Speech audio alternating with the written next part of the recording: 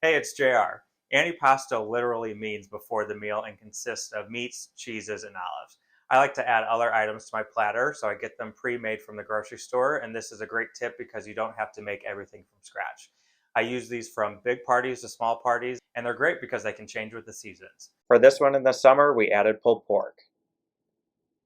For this one, we had sushi and summer sausage.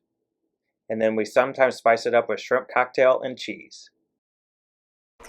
One of the items I make is dill dip. I take a cup of mayo, a cup of sour cream, and combine it with a tablespoon of dried onion, a tablespoon of dill weed, and a tablespoon of Beaumont. You mix that together and put it in your fridge.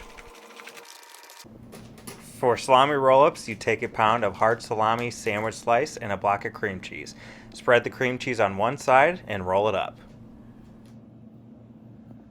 So this is the finished product, and I'm going to walk you through each item.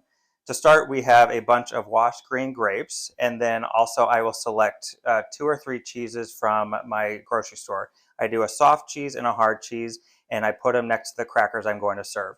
I select these mini toasts. I also will select a ready-made sushi roll, and these are spicy tuna, so I will put them on the platter along with the soy sauce. And then the 2 items that I make are salami roll-ups and then a dill dip. I serve the dill dip with the vegetable. I usually do broccoli, celery, and cucumber. So this is the finished product. I hope you use it and make sure to have fun.